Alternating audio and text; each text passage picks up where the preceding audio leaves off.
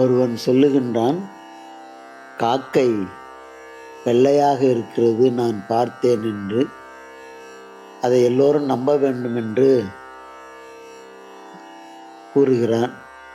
அரசனிடமும் அப்போது வெள்ளை காக்காய் இருக்கிறது என்று சொல்லுகிறான்.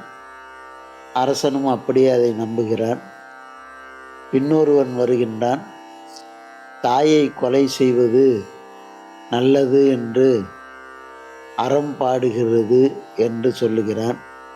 அதையும் அரசன், தாயை கொல்லலாமா, பாவம் இல்லையா என்று கேட்காமல் அதையும் ஆமோதிப்பதாக அமைகின்றான். இப்படி யார் சொன்னாலும் அதனை கேட்டுக்கொண்டே இருப்பது அரசனுடைய வழக்கமாக இருக்கிறது.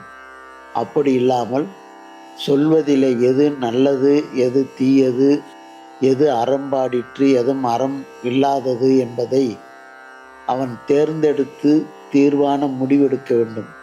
அப்படிப்பட்டவன் தான் மன்னனாக இருக்க முடியும்.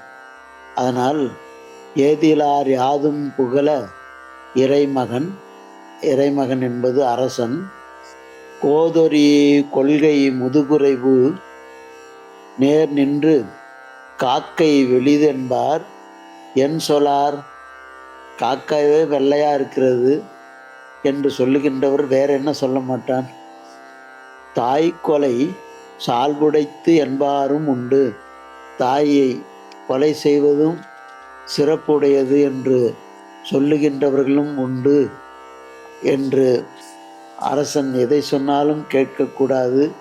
தேர்ந்தெடுத்து அதற்குரிய நன்மை தீமைகளை புரிந்து கொண்டு தன்னுடைய ஆட்சியை செலுத்த வேண்டும் என்பதை உணர்த்தும் முகமாக குமரகுருபரர் சாமிகள் நீதிநெறி விளக்கத்திலே இதனை காட்டுகின்றார்.